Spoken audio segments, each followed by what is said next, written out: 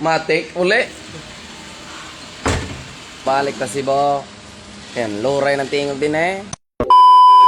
Unsi dugayan, sakay dito sa sakyanan ay. Pronsit ang tirada kay lamig yung beauty at tanaw tanang krasada na maka-video-video pagita pang post na to Facebook ba. Sa pilar may yamar, abot na tas pantalan. I-relax na to atong kagalingon kay handam kay musakay na patag barko, balik sa Cebu. Ug pag-abot sa barko, sutoy lakaw sa dudong kay magdalita kay musaka tas babaw, maplastar tas tong kagalingon. Sultani, artik ini,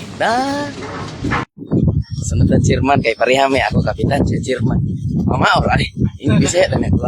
Sa pagsulod na to sa barko, matik, badhaso na punta ning dagat. Matik ay. Ngita na tag bangko nga kaplastaran nang hanginon para hamugaway atong kalawasan maglain ni atong tiyan. Ipit kita ni biyahe kay tinodanay literal nga dagaton. Labang pagyug dagat. Bye, sige Hor. Bye sige Hor. Paggi ka naman sa Cebu, kung dito pa may balik, tunga na mong lawas. Pila na may yamar sa barko nga porting hinaya mo dagan, abot na ta Santander. Dako kay pasalamat atos kay tasan. Mayor kaya to ang pagbiyahe paglawig ning kadagatan bisag simid dagko kay bawd pero mayo gani kay nakatungtong patagbalik Cebu.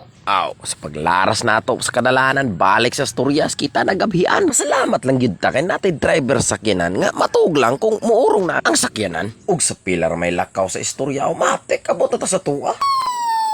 Ug sa pag-wake up si mong mga mata, kuhain nagmuta, mga pitag ginagmay, kay mo adto tas dagat nga basbason, manguha tag kinhason, kay gimingaw tag higop sa sabaw sa aninikan nga makapasikan. Ug paglabay sa adlaw, ningit-ngit na usab, matek laag ta GSK, kaon tas tambayan. Adto tas tuslo buwa, igkabusog nimo kanang imong tiyan, punga-punga. Siyempre matek kuyog na to atong pinakapinanggang asawa ug mga bugoy, kay mao man ni usa sa mga naghatag natog kusog sa pag-abot sa to mga pangandoy. Ug kun migo kalit lang na mawala, matek humana na.